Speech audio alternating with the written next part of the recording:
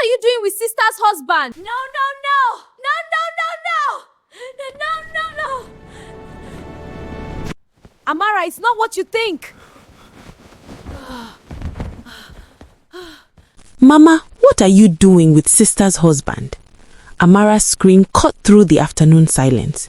She stood frozen in the doorway of her mother's bedroom, her school bag sliding off her shoulder and hitting the floor. Under the wrapper on the bed, two bodies scrambled apart.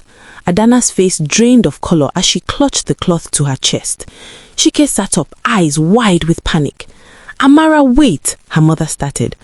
No, no, no, Amara whispered, backing away. Mama, how could you? That's Ngozi's husband. Amara, please, you have to understand. Chike jumped out of bed, wrapping himself. Don't come near me. She pressed against the wall, tears streaming. You're her husband. Mama, she's your daughter. But let me tell you how it all began. 3 years earlier, Ngozi hummed as she arranged chin-chin on a tray. The morning sun caught her engagement ring and making it sparkle. Today, she was taking Chike home to meet Mama and her younger sister Amara. Are you ready? She asked when he called. I've pressed my clothes 3 times. Is that normal? Her nervous laugh made her smile. Mama will love you. The 4-hour drive to Amalike village passed quickly. Ngozi had built her event planning business from nothing after university, working day and night until she could afford to send money home monthly for Mama and Amara. Tell me about your mother, Chike said as they approached the village. She's strong. After Papa died 8 years ago, his brothers took everything, the land, the house, even Papa's car. They said a widow had no rights. Mama was left with only our small family compound. Ngozi's voice was bitter. If I hadn't gotten a job and helped, she's lucky to have you. She sold her jewelry to pay my first-year university fees. She suffered so I could succeed. The compound came into view, a modest bungalow with peeling paint. Before Ngozi could knock, 15-year-old Amara flew out. Sister! She hugged Ngozi tight, then grinned at Chike. Is this him? Sister, he's fine, no? Mama emerged from the kitchen, wiping her hands. At 45, Adana was still beautiful, but there was hardness around her eyes that hadn't been there before Papa died. So, this is the man who wants to marry my daughter? Chike prostrated fully. Good afternoon, Mama. I'm Chike Okafor. Thank you for welcoming me. Something flickered in Adana's eyes. Surprise, approval. Stand up, my son. You are welcome. The afternoon passed with food and conversation. Mama had cooked jollof rice, egusi soup, okwa. Chike ate with appreciation, complimenting everything. What work do you do? Mama asked. I run a logistics company in Lagos, Mama. Small but growing. 3 trucks, 5 employees. Mama studied him. My daughter is precious to me. She's all I have with Amara. I don't want a man who will waste her time or take advantage of her success. I understand, Mama. Ngozi inspires me to work harder, be better. I want to build something worthy of her. Mama nodded slowly. We shall see. As they left the next day, Ngozi felt complete. Her family approved, her business was thriving, her wedding was in 6 months. She had no idea she'd just introduced a serpent into her garden. 1 year later, the wedding was perfect. 300 guests, imported dress, Chike looking like a prince. Mama cried through the ceremony. The first year of marriage brought adjustments, but they laughed more than they argued. Ngozi's business continued growing. She hired more staff and started planning bigger events. Chike's business was doing well too, or so he said. We got 3 new clients this month, he'd tell her. What he didn't tell her was that his business was failing. 2 trucks had broken down, he'd lost his biggest client, loans were piling up. He felt small, useless.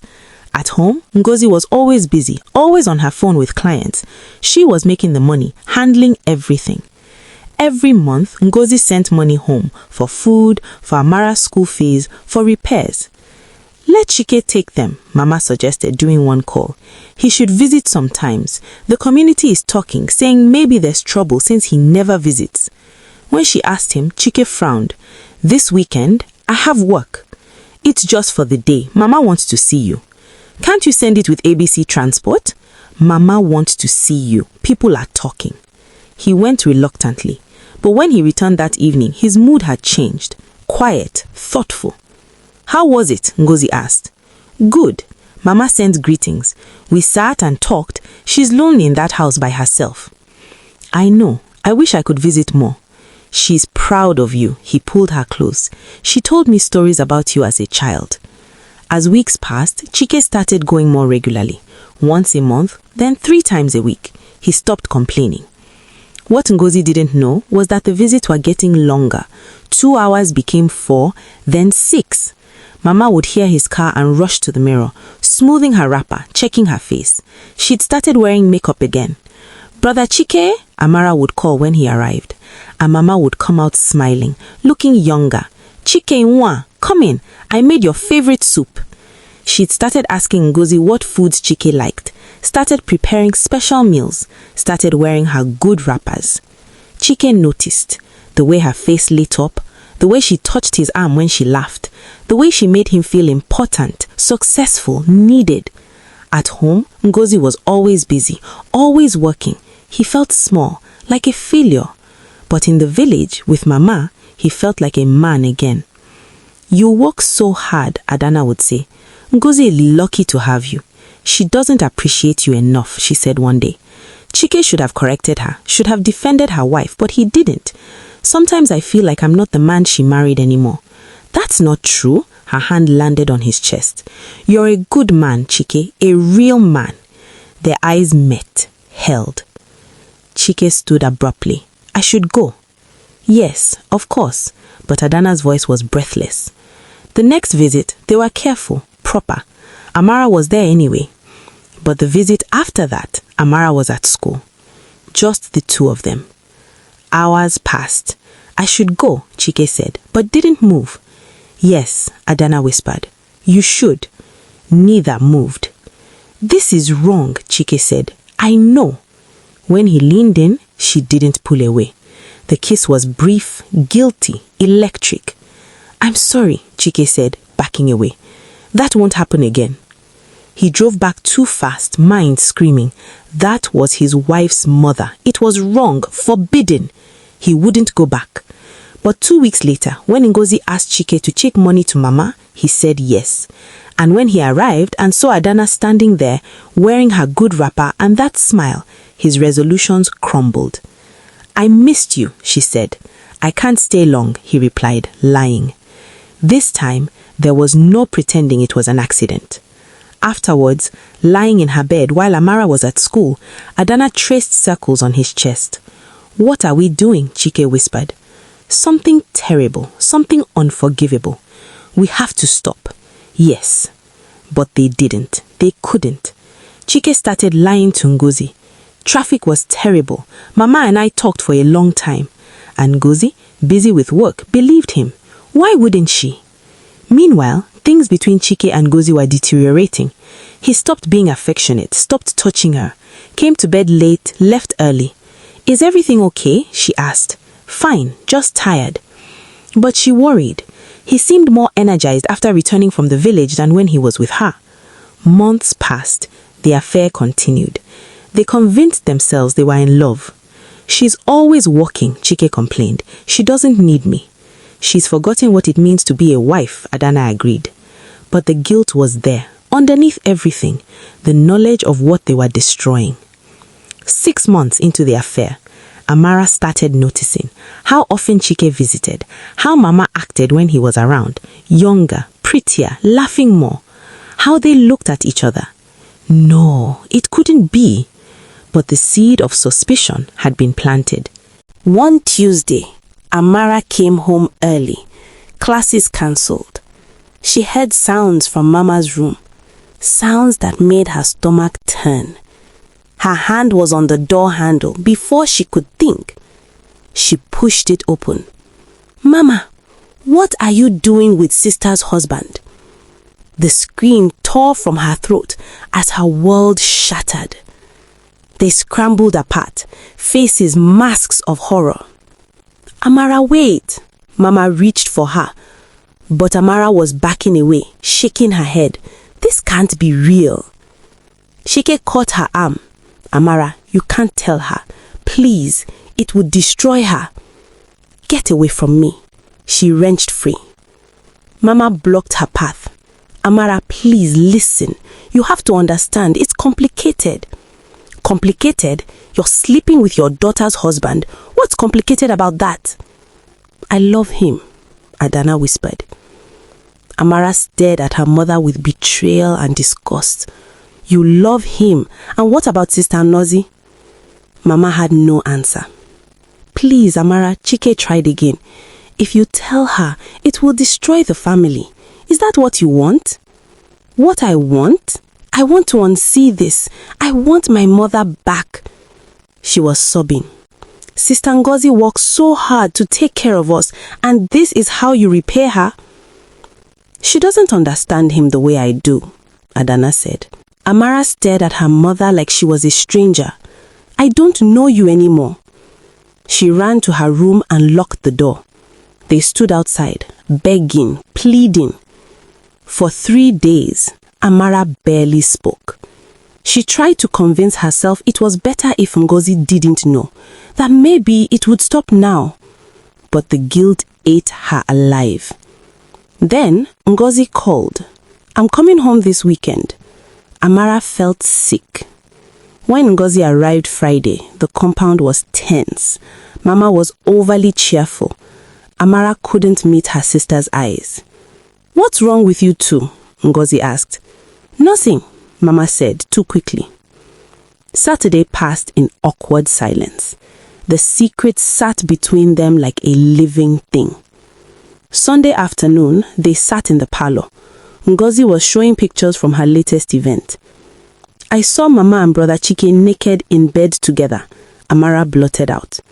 Ngozi's phone clattered to the floor. She turned slowly. What did you say? Amara, don't, Mama started. 2 weeks ago, I came home early and found them in Mama's bed, under the sheets, naked, together. Ngozi looked at her mother. Tell me she's lying. Adana opened her mouth. No words came. Mama, tell me she's lying. I can't, Adana whispered. The wail that came from Ngozi brought neighbors to their windows. How long? She demanded through tears. Silence. How long? 6 months, Adana whispered. Ngozi staggered. 6 months? You've been sleeping with my husband? My husband? Ngozi, please. Explain what? How you could betray me? You're my mother. I didn't mean to. Didn't mean for it to happen. What, you fell on his dick by accident multiple times? She grabbed a glass and hurled it at the wall. It shattered. No wonder Chike got eager to visit. No wonder he stopped touching me. All those times, I thought he was being a good son-in-law. He loves me, Mama said. The room went silent. What did you just say? He loves me, and I love him. The slap echoed like a gunshot. You love him. My husband. You love my husband? He's not happy with you. You're never home. So that gave you the right? Ngozi launched at her, but Amara jumped between them. Sister, no! Ngozi broke free, grabbed her keys. Amara, pack your things, now. You're coming with me. While Amara packed, Ngozi turned to her mother one last time. You're dead to me. I never want to see you again. And when this village finds out, you wish you were dead. You can't tell them, Mama whispered. The shame. You should have thought about that. Ngozi grabbed Amara's bag. Say goodbye to Mama. You will never see her again. They got in the car. Through the window, Mama stood reaching out, crying. Ngozi drove away without looking back. 2 years later, the scandal spread through Amalike like wildfire. Ngozi had made sure everyone knew. The church, the neighbors, the women's meeting. Adana became a pariah. Women crossed the street to avoid her. The church removed her from fellowship. Children threw stones and called her names. She stopped going outside. The neighbors who used to greet her now spat when they passed. Chike fared no better. Word spread through Lagos. His remaining clients abandoned him. No one wanted to work with a man who'd slept with his wife's mother. He tried to reach Adana, but she turned on him. "This is your fault. You seduced me." She hung up, and Chike realized he was alone. Truly alone. He ended up in a single room in Ajegunle, broke and broken, working odd jobs, delivery driver, security guard. Late at night, he'd think about what he'd lost. Ngozi, who had loved him, a good life, respect, everything sacrificed for an affair that now seemed like madness. In the village, Adana was completely isolated. The money Ngozi used to send had stopped. She survived on vegetables from her garden. Sometimes she'd think about Chike and feel nothing but disgust. How had she convinced herself she loved him? The shame consumed her. She became a ghost, a cautionary tale mothers told their daughters. Meanwhile, Ngozi was healing, slowly, painfully. Her business thrived. She'd started therapy. Amara flourished in Lagos in a better school. "Sister, you're the strongest person I know," Amara said one evening. Ngozi smiled sadly. "I don't feel strong." "But you are. You survived." 2 years after the scandal, Ngozi met Emeka, a kind man who knew her story and loved her anyway, who was patient with her trust issues. "I don't know if I can do this again," she told him. "Then we'll take it slow as you need." 3 years later, they married. Small ceremony, close friends. Amara was maid of honor. As Ngozi stood at the altar, she felt hope for the first time in years. She'd survived, she'd healed, she'd found love again. That night, lying beside her new husband, she thought about Mama one last time. Wondered if she was alone in that compound. Part of her felt a flicker of pity, but mostly she felt nothing at all. And maybe that was its own kind of peace.